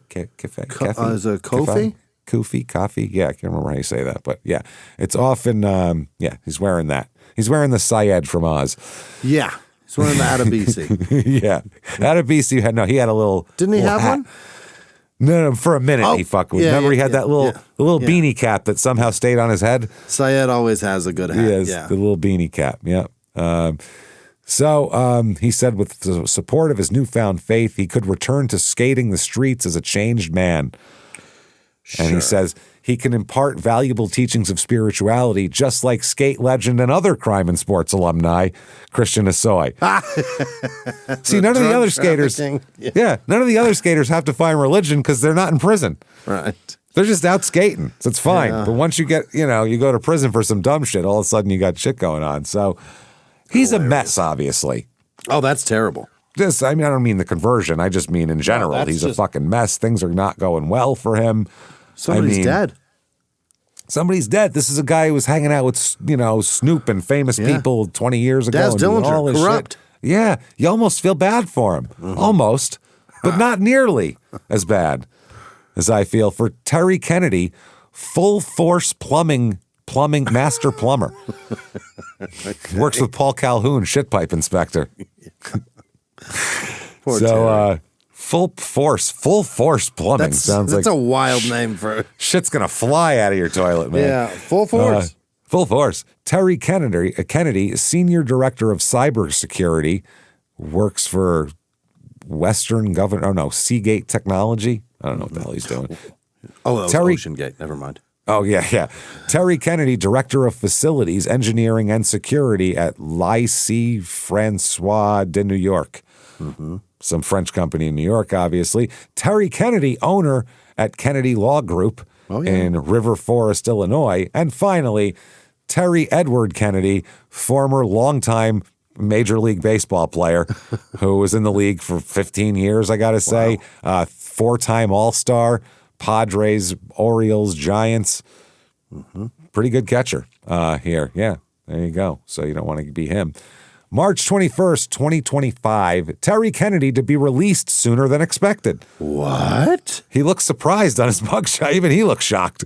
He's like, damn, I'm getting out already, motherfucker? Wow. I guess he was supposed to get out in July of 2026, but now it's September. His full discharge date is September 1st, 2026.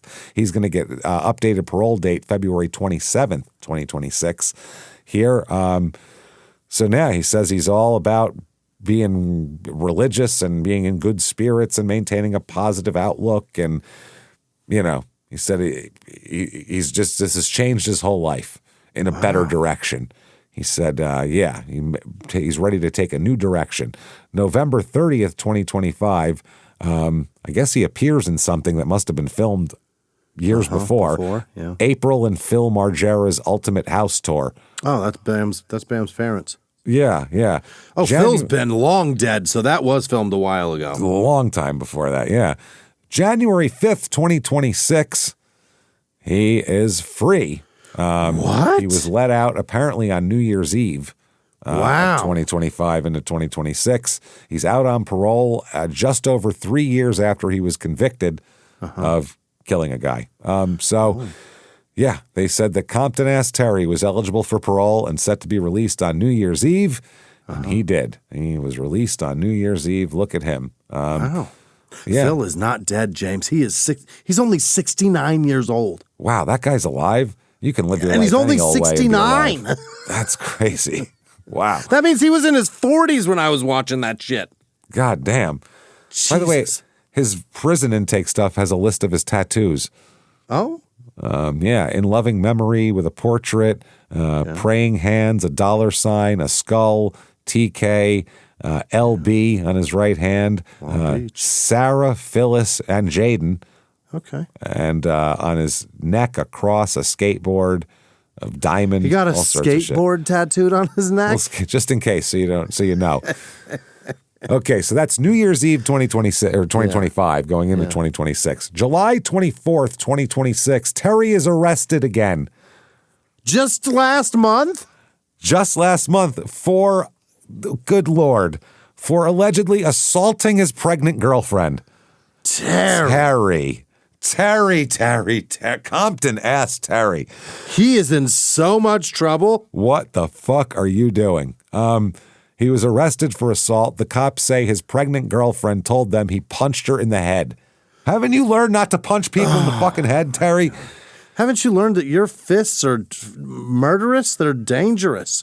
Oh, my God. Jesus Christ. So he's arrested for 2 assault charges plus a parole violation. This was in Denver. The punching incident happened there. He was living in Denver? I don't know if he was living there, but that's where it happened. Police say they responded to a call just before 10 p.m. on July 13th, and when they arrived, they spoke with Shantice Nat Jackson, who they say has been in a relationship with Terry for 6 months and is 3 months pregnant. Wow. Very, very good plan there. This man is just shooting up the club, James? Shooting up the club. They've been together since he got out of the joint. Yeah. He's shooting up the club like nobody's business, and 3 months in, he's got a kid with her. Who does he think he is? Does he think he's on Love After Lockup? I don't know. This is not like, Syed behavior. This is very Julius behavior. This is Adebisi behavior. This is bad. Wow. Apparently, officers say they observed a smaller sized cut on the middle of her forehead and a larger cut to the bottom left side of her head. Cops say that the girlfriend told them Terry was stressed out about business deals when he allegedly punched her. Wow. They say that she also claimed he pushed her while she was trying to run for the door, causing her to fall and hit her head on the door handle. Lovely. They say she told them she got up and ran to the bathroom, messaging her neighbor to call the police. Right. Cops say that paramedics who responded to the scene noted that she had an injury to the back of her head that might require stitches. Cops say they asked Terry about the incident. He denied having any kind of altercation with her at all. He said, I don't know what you're talking about. Not sure. Wow. Had zero altercation. That's it. They said, and I guess he was working for Third Eye Recordings or something, the management company that reps him, and they said, we're aware of the situation with Terry Kennedy and are investigating it, but we want to pray for TK and his family members. Okay. We also want to make it abundantly clear that we do not condone domestic violence of any kind. Okay.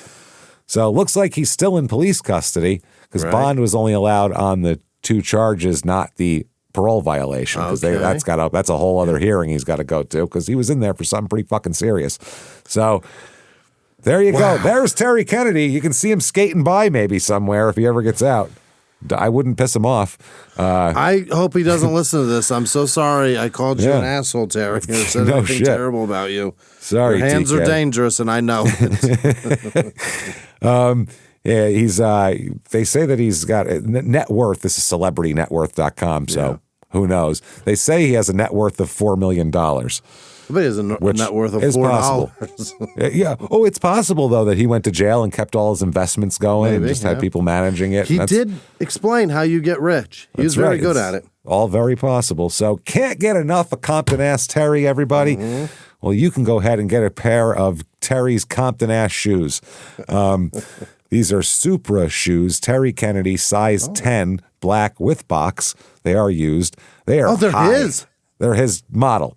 Yeah. Not his that he wore. They're his signature model there. They're really high tops, man. Really? Like some of the Vision ones from the early 90s that looked like they had like the normal high top, then an extra panel on it with an extra thing of fucking, which is ankle support. Just depends on skater has a bad ankle or not. And then also you can get, and those are $180. God damn. Skaters, dude, for old skate shit that they like, that they want, they'll pay anything. Those better have his DNA in them. I think they might, yeah. Rare Terry Kennedy Fly Society Pro Model Baker logo skateboard deck, still in the shrink wrap. $239 or $233.99. It's not bad for an it's out of print. one. Yeah, it's out of print, so it's not one that you could go collect. So there's that. You can follow him, The Real Terry K, on Instagram, where he has 26,000 followers and 795 people he's following. A lot of pictures of him skating. Those are all the pictures that I see right now are him skating. Anything none of him in jail. Uploaded recently? I don't know what dates these were uploaded. Doesn't say. But yeah, he's skating. So who knows? Anyway, that is Terry Kennedy. Wow. Skateboarder extraordinaire. Yeah. And quite the fella there. Yeah. What an interesting guy. Accused woman beater, too. I don't like that. Pregnant woman beater. Yeah. It's even worse. Yeah, that's what's crazy. Fuck, dude. It's got a lot going on there. So if you enjoyed this episode, please tell everyone that you could possibly think about it. Not only your friends and family and anybody else, just, flag people down on the street, yell at them, Sure, yeah. yell it in their face too. That way they gets their attention. Either that or also, just give us 5 stars on whatever app you're using. That helps too. That'll tell everybody right up front. Right. So do that. Tell everybody how much you like the show or say anything you want. We don't fucking care as long as you give 5 stars. It doesn't matter. So get in there, head over to shutupandgivememurder.com, get your tickets for live shows, get your merchandise, live shows upcoming for Small Town Murder, September 18th, Milwaukee at the PAP, September 19th, State Theater, Minneapolis, October 3rd, Dallas, October 16th, San Jose, the 17th, Sacramento, November 13th, Tarrytown, November 14th, Boston. Medford, actually. Yes, so get your tickets and come out and see us. Shutupandgivememurder.com. You want to follow on social media, we are at Crime and Sports, wherever you want to do those things. Get yourself Patreon. Really get involved here. Patreon.com/Crime in Sports is where you get all of the bonus material. Anybody $5 a month or above, you are going to get every damn thing we put out. Everything we put out. I'm talking, soon as you subscribe, almost 400 back bonus episodes immediately available to listen to from the catalog of bonus stuff. Then you get new ones every other week. One Crime and Sports, one Small Town Murder. You get them all, baby. So this week, Crime and Sports, Death on Skis. And it was fucking fun, too. It's wild shit. And then Small Town Murder, Love After Lockup, Season 6. God. That is as much fun as I've had in a long time talking about that. So can't wait for you to hear that stuff. Patreon.com/Crime in Sports. And you get everything we put out, Crime and Sports, Your Stupid Opinions, and of course, both episodes of Small Town Murder, all free or ad-free with your Patreon. And you get a shout out at the end of the show, which looks like right about now. Jimmy, hit me with the names of the best fucking people in the entire world who would never punch us if we were pregnant. Hit me with them right fucking now.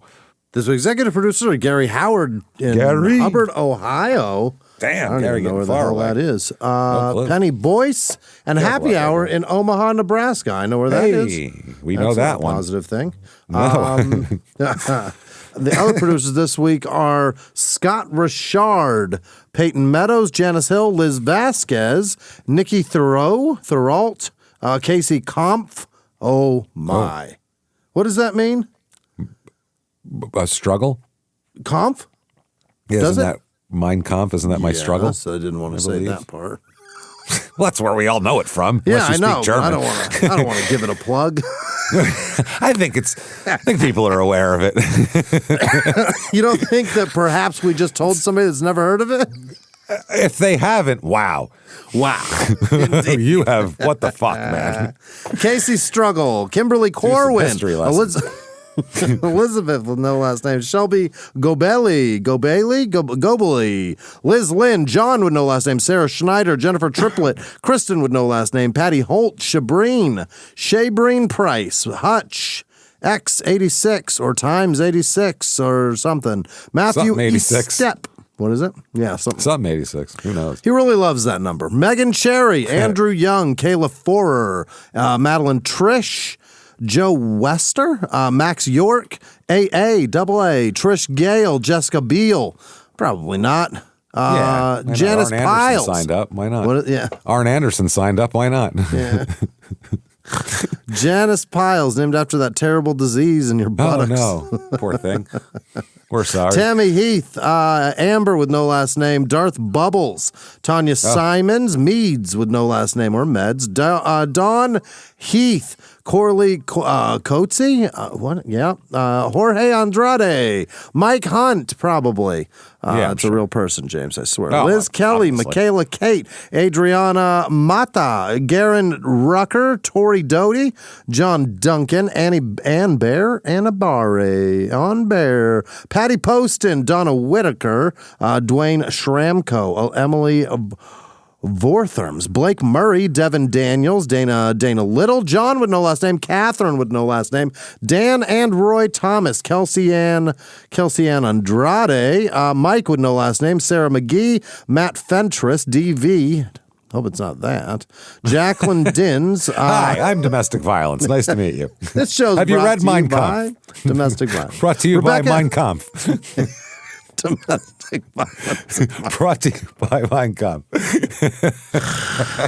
Rebecca Eisenbacher, Crystal Nichols, Kelly Wilson, Daniel Hernandez, Keisha Seymour, Jeep Jules, the dog groomer, Dustin Ross, James Kelly, Cole Marer, Christian Zoll, Christine Cat, Luna with no last name, Mama Jen, Andrea Esposito, Jason with no last name, Brian Stuckman, Ad Frost, Josh with no last name, Ali Mustrick, Laura Capone, Natalie England, Juan Luna, Zach D, Jen Rook, Mike B, Cynthia Goldazen, Allison Haynes, Zachary Brinkeroff, Mandy Lockable. I'll bet that's corrected. There's no way her last name is Lockable, right? Lockable. Stephen Arbutina, James Harrington, Nicolette, isn't that somebody? Nicolette Lewis, Lisa Hoppler, Samara Jenkins, Tina Duris, Sin Lin, M Tag, Amanda Arnold, Jennifer Moulet, TK Van Man, Sandy Delaney, Jeff Dalkey, Eric Bryans, Elk I, with no last name, Joel with no last name, Brenna Lure, Robert Layman, Laura Feldebruge. Wow. Holly Cortell, Craig with no last name, Addis Phillips, Mark O'Brien, Kristen Seibert, Garrett Lambert, Jessica Kahn, Davey Wavy, Januszewski, Owen with no last name, TB with no last name, JC Hennington, Molly Rhodes, Jacob Buch, Wilma Finger Dew, James, because that's for sure a real person. Liza Watts, Gabriel Acri, Morgan Hall, Shannon Davis, can't beat crazy, James. Skull Vikings. Whatever that even means. What does the skull part mean? What is that? I don't know. Skull? Like the dip? SKOL? What? Like no, it's the Vikings. Skull. Yeah. Like that. I thought you meant. Like, what are they? I don't know. Does that mean like let's go? I'm still working on Comp. I'm not sure. I don't know what the skull part means. I'm not sure. They put it on fucking everything. Sarah Bordson Bailey, Monica Perez, Jacob Torres, Corbin Perry, Courtney Ward, Jamie with no last name, Scott Hansen, probably the kicker, or was he a quarterback? Obviously. Kicker? Hansen's a kicker. Yeah. Larry Thomas, Kathy Heron, Marsha Metcalf, Paige Garner, Michelle Hyduke, Dixon Beaver, James. Definitely a real person. Nick with no last name. Elaine with no last name. DME USMC. What is that? Drill Major Emergency. Some Marines. Yeah. Heather Smith, Nicole with no last name. Nikki V, Nomadic Art. KT with no last name, Charles Kuko, Grant Hudson, Kate with no last name, Trevor O'Brien, Celine Zahn, Matthew Richardson, Tina Loves Jim. Evidently, he's a powerful wizard, James. Vaughn, Matthew Richards, Chris with no last name, Sandy, Kendall, Stacy with no last name, and every person that patrons this show, you're the best. Thank you so much, you wonderful, fantastic bastards. God damn it, we appreciate the shit out of you. Thank you. We're not fronting, as Terry would tell you. We're not even fronting. I ain't going to front. We love your asses, so thank you for what you do for us. You want to follow us on social media, head over to shutupandgivememurder.com. All that info is right there at your fingertips. So come do that. Keep coming back and hanging out with us. And live from the Crime and Sports Studios, we will see you next week, everybody. Bye.